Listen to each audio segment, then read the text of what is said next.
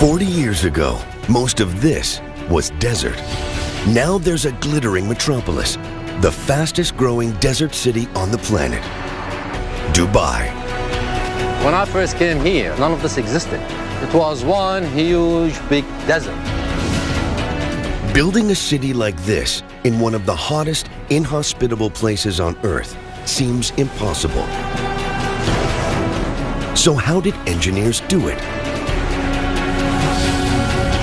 To find out, we will strip the city to reveal its secret inner workings and expose the ingenious technology that allowed engineers to build this jewel in the desert.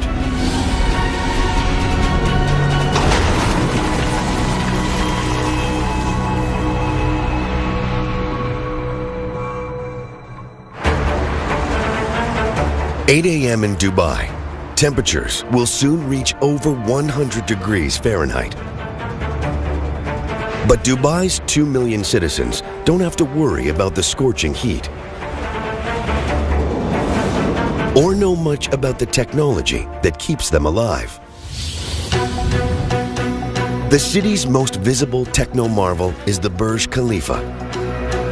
Half a mile high, almost twice as tall as the Empire State Building. It's the tallest skyscraper in the world.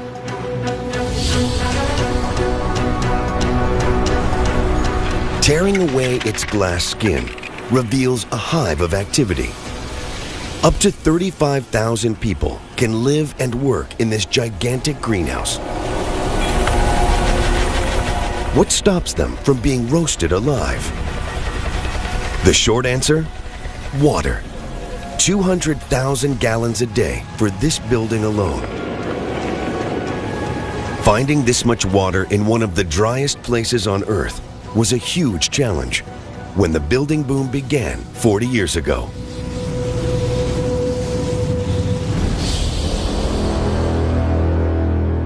There are no rivers in the city and hardly any rain. Yet Dubai is awash with water. How is this possible?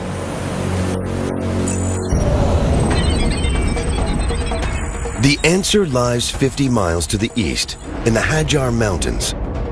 Geologist Catherine Goodenough knows this area like the back of her hand.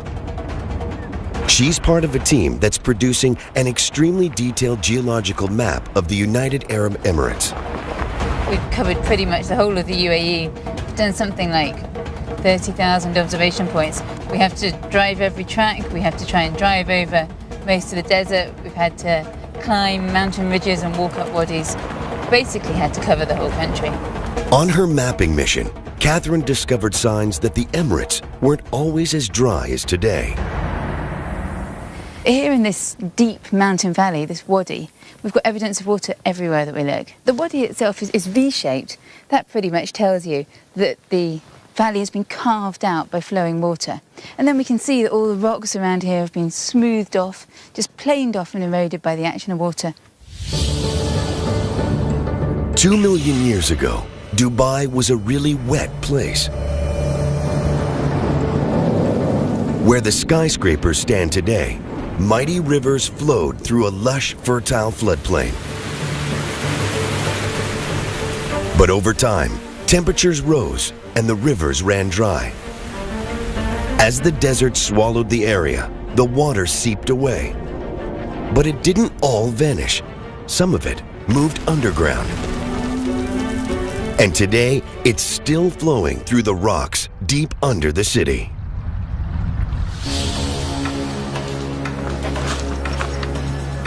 When the water's flowing through the wadis, of course, it's flowing really quickly. But once it gets underground, it starts flowing around between sand grains and pebbles and so on. It moves much more slowly. And also, of course, it can't evaporate as easily because it's not on the surface.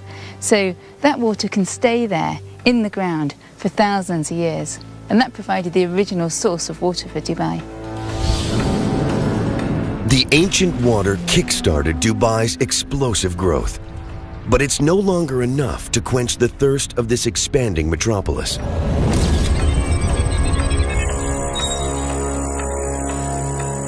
Today, the city relies on huge desalination plants that turns seawater into fresh water.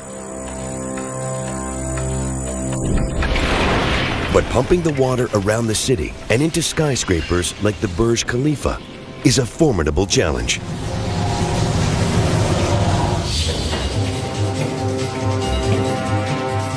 Engineer John Zwetz has overseen the installation of water networks into many of the city's towers. If we're able to just look at the water distribution infrastructure, one would see a myriad, almost like a spaghetti bowl of pipes. Water is distributed to every corner, at every floor, at every level.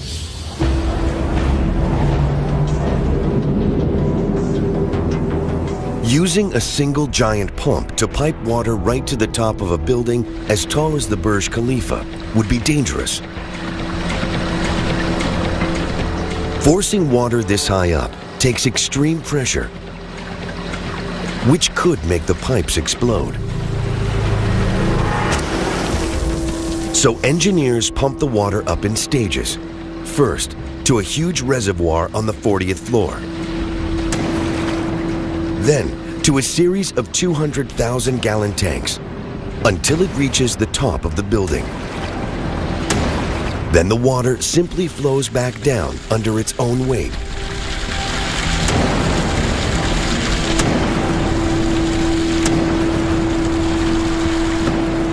Almost 250,000 gallons of water a day pass through the building, enough to keep its inhabitants happy.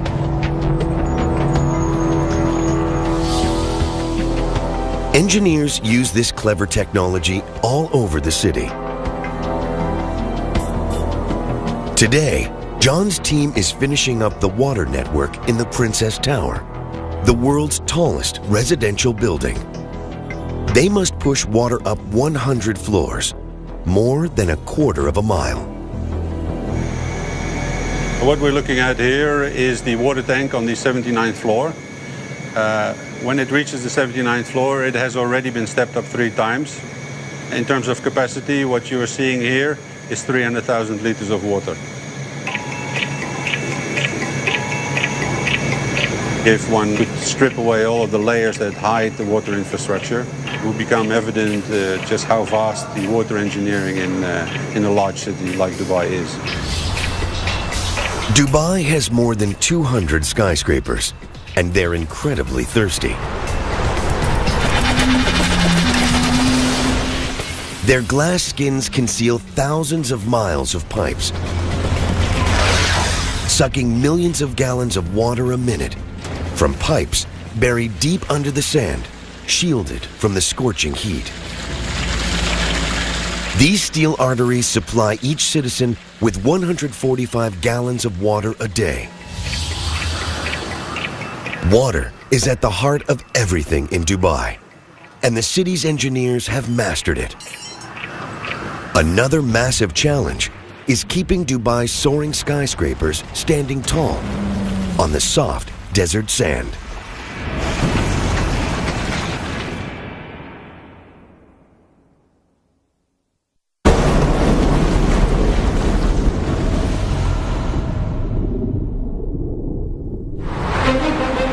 This is the most impressive street in the Middle East, Sheikh Zayed Road in Dubai. It's crammed with over 50 skyscrapers, more per block than in Manhattan. Each tower weighs up to 250,000 tons.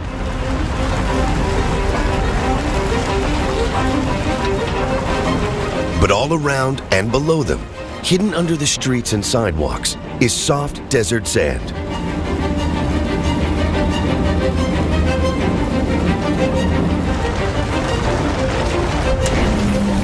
The big challenge for Dubai's engineers is to stop these towers from toppling over. This is the man who knows how it's done, engineer Nasser. His latest colossus is more than 600 feet tall, the Burj Side Boulevard Tower. Now, is this the latest drawing which we have? When I first came here, none of this existed. It was one huge big desert. The only way to move around here was only in four-wheel drive. Now look at that. You have one of the most sophisticated and luxurious towns all over the world. The Burrside Boulevard is a steel and concrete Goliath. This building weighs about 100,000 tons. So that's a pretty heavy load. You need some solid foundations to take this load and distribute it. And solid foundations need solid rock to rest on.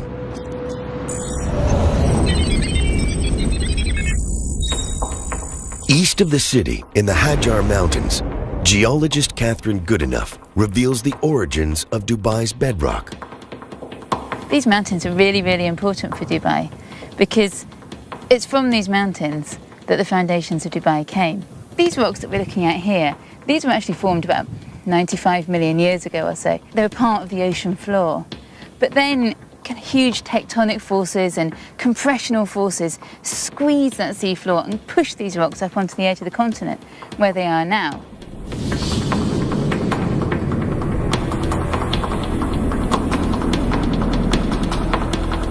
"30 million years ago, a crash of two continental plates thrust the Hajar Mountains 2 miles upwards.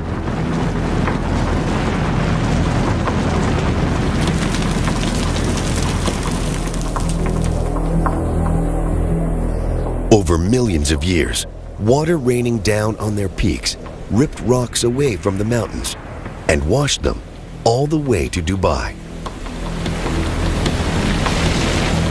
Here, they formed a thick layer of rubble. It's still visible today, where a road cuts through the hills. What I can see here is basically a pile of rubble, and it's made up of rounded rocks like this one. And because they're so rounded, I know that these lumps of rock were brought here by rivers. And what happened then was that fluids flowed through that gravel and started to deposit carbonate minerals. And that's these kind of whitish minerals here. And those carbonates formed a cement. The carbonates cemented the rubble from the mountains into bedrock. Today, this is buried up to 130 feet under the sand. That's why Dubai is one of the toughest places in the world to build skyscrapers. In normal countries, you have the bedrock at a very shallow depth. So then you go into it a few meters, and that would be the length that you require to hold the high rise. This is actually what we are dealing with here when we design. We have to worry about these sands, which are either loose or cemented. I mean, we're talking about such conditions existing until about 25 or 30 meters below the ground. To reach the bedrock, Nasser's team must drill through 115 feet of sand.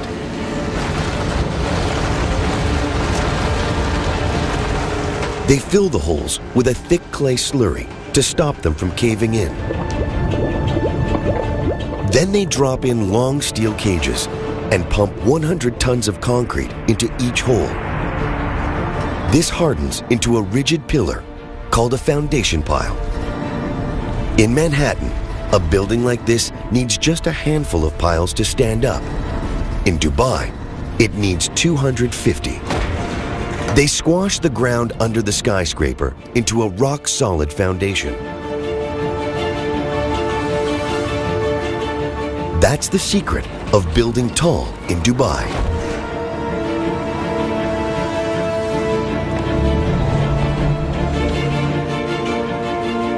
If you actually can visualize it and just look deep into the ground now, you would be actually looking at a concrete jungle with huge poles of 1 meter size. We have about 250 of them under this tower, and they stretch down to about 36 to 40 meters deep. A building like the Burrside Boulevard needs over 75,000 tons of concrete. Casting it in the desert heat is nearly impossible. Imagine in the summer, the temperature outside rotates around 50 degrees Celsius. Now, that is a lot of heat.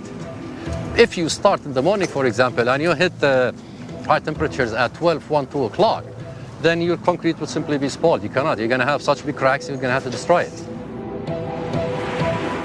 Cracks can cause buildings to crumble, so Nasser's team always works through the night to keep Dubai's skyline growing.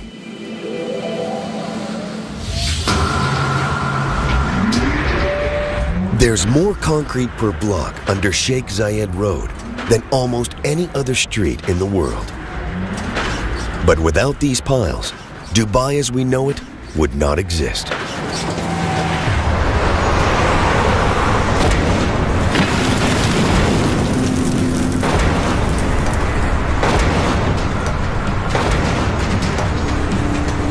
The city's engineers have cracked the challenge of anchoring skyscrapers in the sand.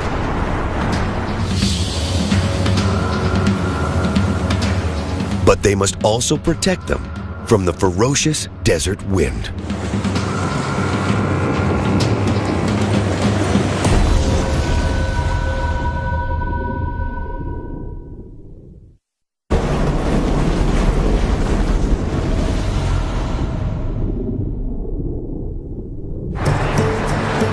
Dubai's extravagance is a magnet for the rich and famous, and this is the place where the wealthiest of them come to stay. The Burj Al Arab, one of the tallest and most expensive hotels in the world. A week in this 7-star palace could set you back $100,000. VIPs arrive 700 feet up on the helipad. Landing here isn't always a breeze. Today, wind speed peaks at 45 miles an hour, a challenge even for former Canadian Forces pilot Don Douglas. We're half a mile back, 300 feet above the alley deck, establishing on final, firming winds again. As we get lower, we'll just kind of load up the blades and anticipate for a little bit of turbulence. There's wind coming on one side of the strut and the other side, and then they kind of merge together, and it causes a little bit of turbulence. We're getting closer and slower, still on glide path, and we're going to start feeling the winds.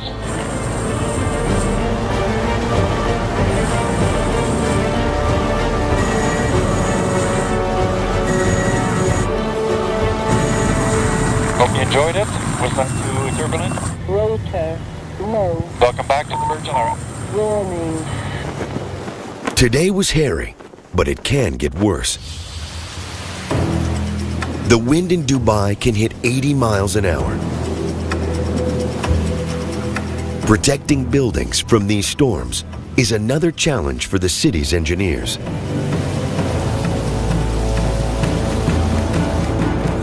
And this is the place where they come to test their designs. Tom Bell Wright runs an outdoor laboratory that can simulate a desert storm. Have you got this beam set up correctly for these guys over here? Tom's job is to test the cladding that makes up the skin of skyscrapers, and he uses an old aircraft engine as a giant wind machine. So this test today will test for everything that Mother Nature can throw at the building. If the system is going to fail, we're going to find out where it fails and how it fails.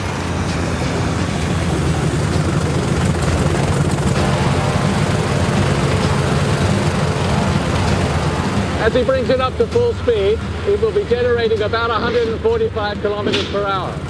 The crew add water into the mix, so even tiny cracks in the panels show up.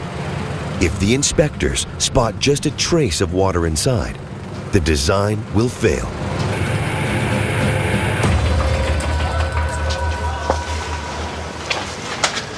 So how'd it go, guys? All good, I'm told. So that's that test out of the way.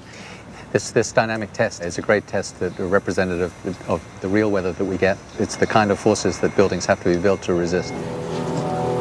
But it's not enough just to protect the outer parts of a building. In the Burj Al Arab, the most impressive technology lies hidden under its skin.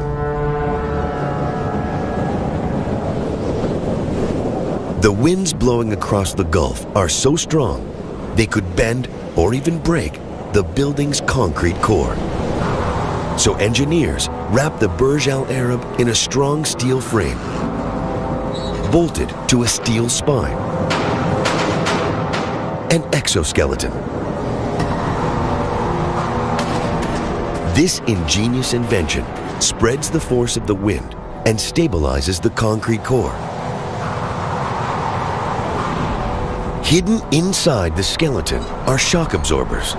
These move against the direction of the wind and reduce the motion even more, so guests can sip their expensive cocktails without feeling seasick.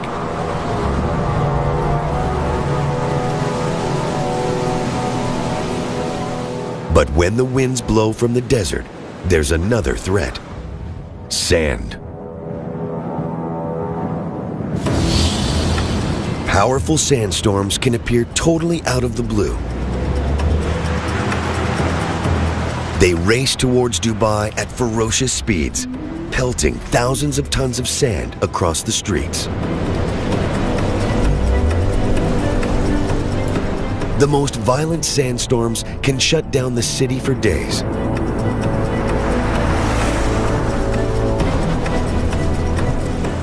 This one, caught on tape, reduces visibility to just a few feet. Sandstorms wreak havoc on anything that's not tied down. They clog gutters, stop traffic, and ground planes. Dubai is in the firing line because it sits on the edge of the largest continuous stretch of sand in the world. The Rub Al Khali Desert. It's not the place you want to be on a stormy day. The visibility just drops to nothing, and driving around in the dunes, you've really got to be able to see where you're going. Catherine has ventured deep into the Rub Al Khali on her mapping mission. She's become a master in the science of dune driving. If I didn't deflate the tyres like this, there'd be a really very high chance of getting stuck. There's a bit more of an adrenaline rush driving in the desert than in the mountains. It's fast and it's furious. Going over the dune now, going over a dune edge, and it's just a question of letting the car drive. There's no point in touching the brakes, because if you do that, you just end up weighing in, and you can end up in all sorts of trouble very quickly. Reading the contours of these dunes helps Catherine power across them. I'm just going to have to accelerate a bit to try and get up this bit of soft sand. And it gives her clues about how the wind interacts with them. Sand dunes are a bit like puzzles, really. There's quite a lot of information in them.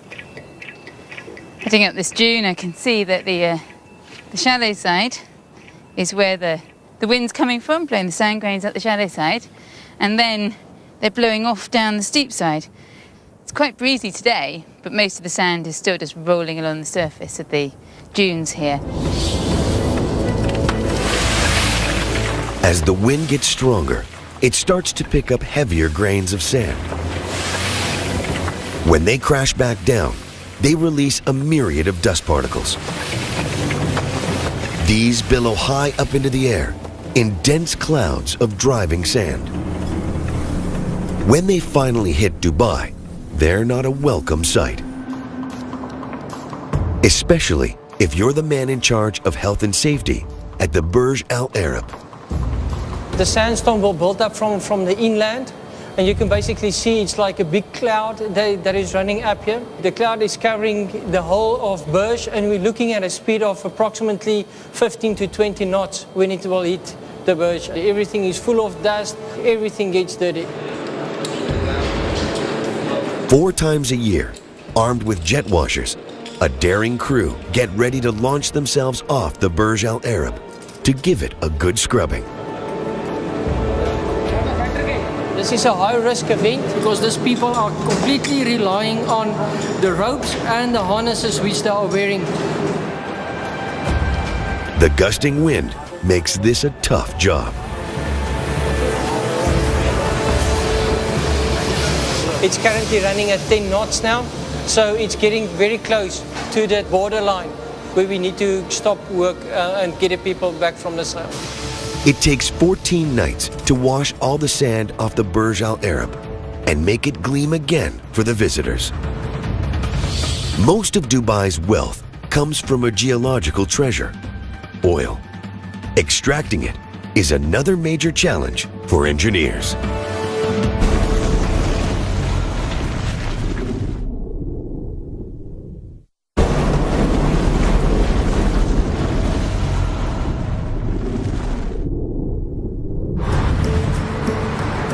The driving force behind Dubai's incredible growth is oil. The Arabian Gulf region has more of it than anywhere else in the world, but tapping into the black gold is not easy. The waters off Dubai can be over 200 feet deep. And then there's up to 2 miles of sand and rocks sitting on top of the oil fields.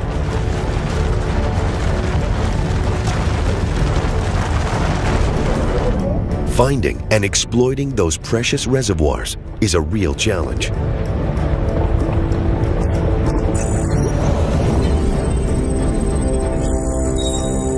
"10 miles from the city, in this construction yard, workers are building oil platforms that can take on the Arabian Gulf.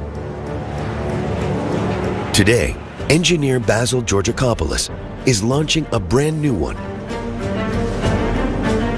called a jack-up rig. The rig that we're building here is specifically designed for this region, the Arabian Gulf, where the water depths range up to about 200 feet. Looks like we're just about to kick off. The jack-up rig is no ordinary oil platform. It's designed to be mobile and hunt for oil.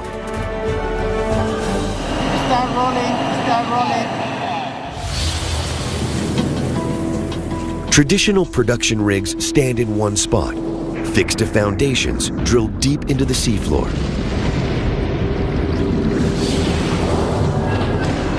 A jack-up rig is less restricted. It can float out wherever it's needed and then extend its long legs. Large, flat feet spread its weight safely over the seabed. They hold the rig firm while its drill pierces the rock to tap into the treasure hidden under the Gulf.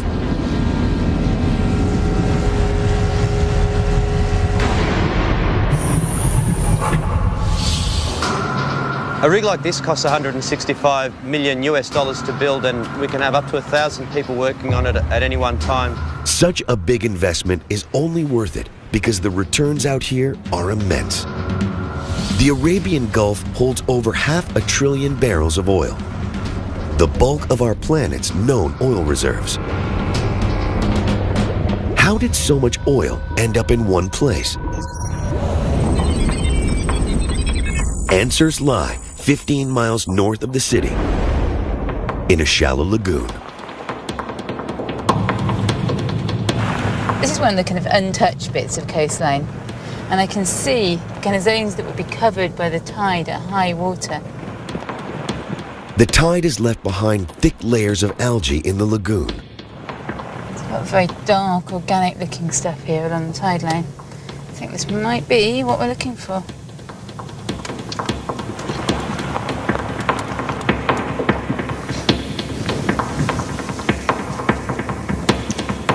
Wow. This is amazing. It's almost like a bit of old leather. But actually, it's a sheet of living organisms, or the remains of living organisms. The ancestors of these tiny organisms made the oil in Dubai. 200 million years ago, the area would have sat at the bottom of an ocean.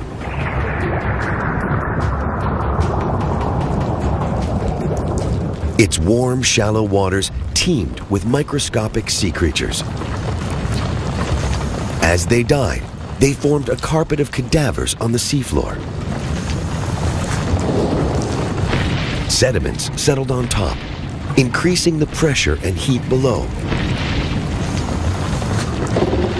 Over time, this transformed the dead sea creatures into oil. This black gold sat trapped until cracks in the rocks around it allowed it to ooze upwards and pool in hundreds of pockets deep under the Gulf. It's this geological accident that really put Dubai on the map. In the construction yard, Basil's rig is ready for action. The crew must now move the 6,000-ton steel monster onto an ocean-going barge. There's a lot of eyes watching, and it's a very critical operation so that we can actually achieve the delivery date. Right side, right side, right side, right side. They have just 80 minutes at high tide to complete the operation. If they fail, the barge could be grounded. This is the first time we try this barge, and I don't want to run out of time. At the moment, everybody's sort of watching these ramps that have moved a little bit with the tide.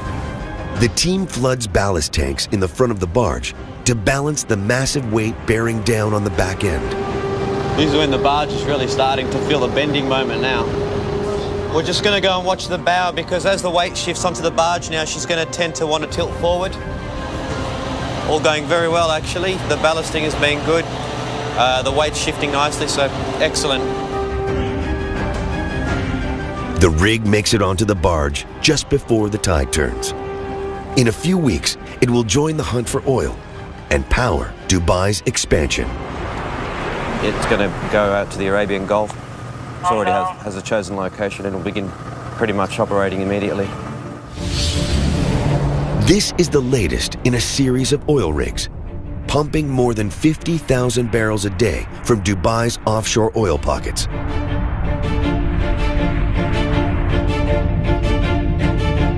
Together, they generate more than $1 billion a year for the city. Oil helped Dubai explode into the thriving economic hub it is today. But as more and more people flock here in search of a paradise retreat, the city is running out of space.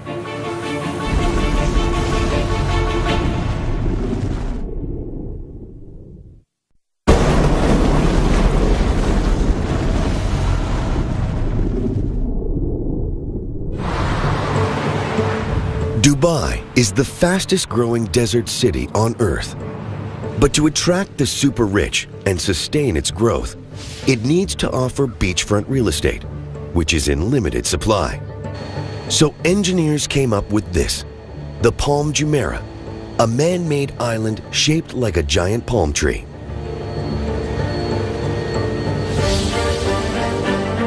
It's a monumental feat of engineering. Pulling the plug on the ocean reveals its true scale.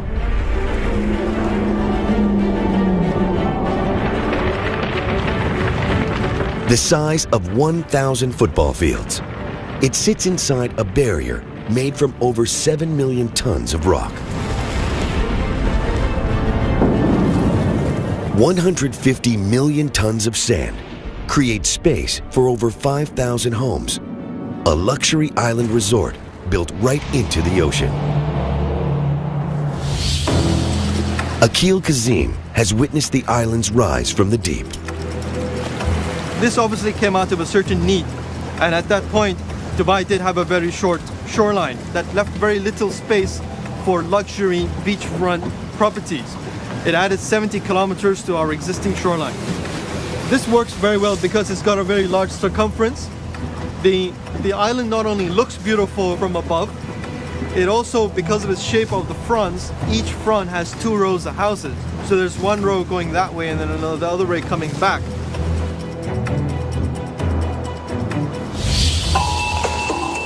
Man-made islands like the Palm are the ultimate way to expand the waterfront in Dubai. And this is the type of machine they use to build them. The cutter suction dredger, Khalij Bay. It can rip over 100,000 tons of sand and rock off the seafloor every week. Its secret weapon? This lethal cutter head. On the cutter head there are the cutter teeth mounted. These are the hammers that break the material. We are dredging rock, we are dredging sandy material. In this cutter head, at the inside there's a big suction mouth, and it sucks up all material that has been loosened by the head itself. better not fall in it. Building an island from scratch takes a whole fleet of dredgers. They must harvest more than 150 million tons of sand. A satellite feeds the exact shape of the island to the ship's navigation systems. Pipes shoot the sand back into the sea until the rough shape of the island rises above the surface. Finally, boats with huge suction pumps smooth out the edges.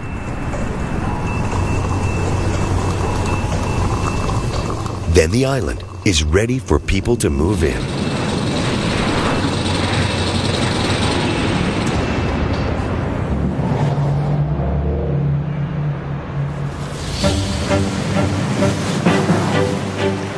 To buy here, you need cash. Lots of it. The best plots sell for up to $50 million.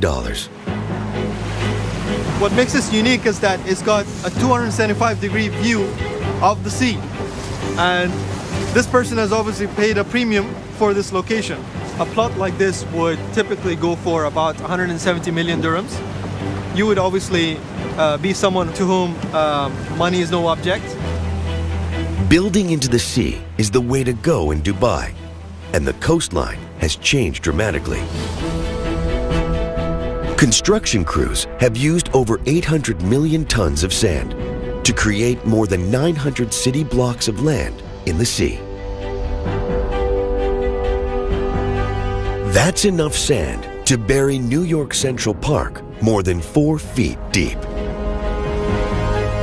The islands have created space for up to 3 million people, and there are plans to build even more.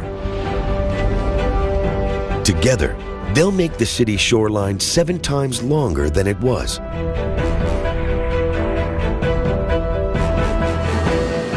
The dredgers have changed the coast of Dubai beyond recognition. But nature is fighting back. The wind and currents threaten to drag the sand back out to sea. Engineers must take drastic action to protect their coastline from the ocean.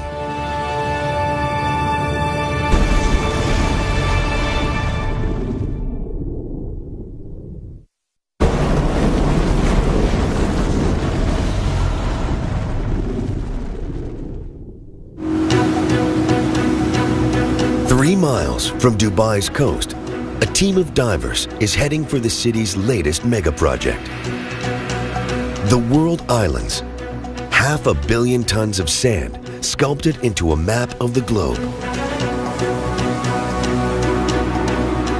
Defending these islands from strong currents and winds is the latest challenge for city engineers. Brendan Jack is on his way to inspect the island's breakwater, a huge wall of rocks that shields the islands from erosion.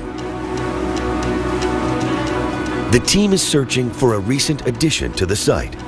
We're using the GPS to try and find the location of it because we haven't marked it on maps. We're keeping the location of it quiet. This top secret location is the site of one of the most daring projects ever undertaken in Dubai. About here? Okay.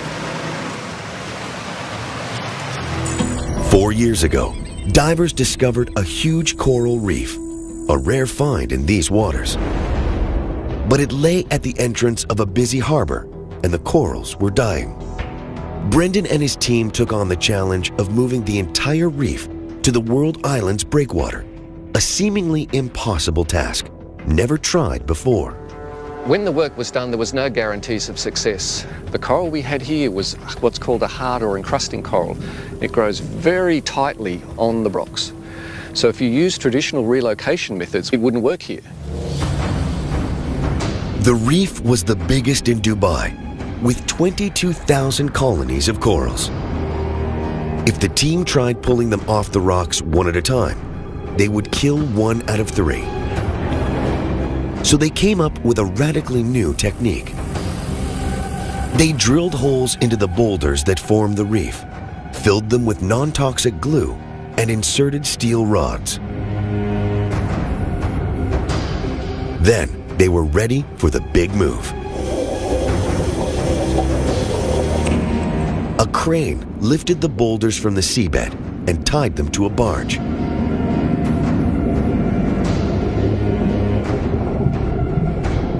Now the crew could tow the corals 9 miles to their new home, so they never left the water.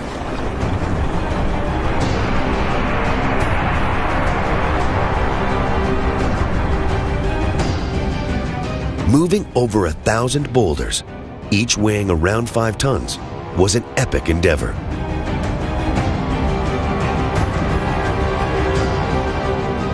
The team had to tow them out to the world islands and gently lower them onto the breakwater, hoping the corals were undamaged. They have been spread over the space of 10 football fields to give this coral the best chance it possibly has for survival and for growing more coral out here on the reef.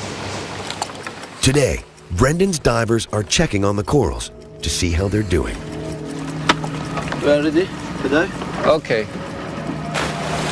Rough weather stirs up the water.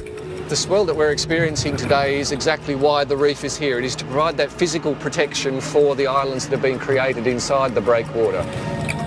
Normally, 1/3 of all relocated corals die. But on first count, over 90% on the World Island Reef are alive, a unique achievement. They must be on their way back up. How's it looking? Very, very, very healthy. Good, good. The reef is doing its job. Now that coral is adding to the protection for the existing breakwater that is on the world. So it fulfills a function engineering-wise, but also in terms of jump-starting the ecological growth on the natural breakwater that we have built out here.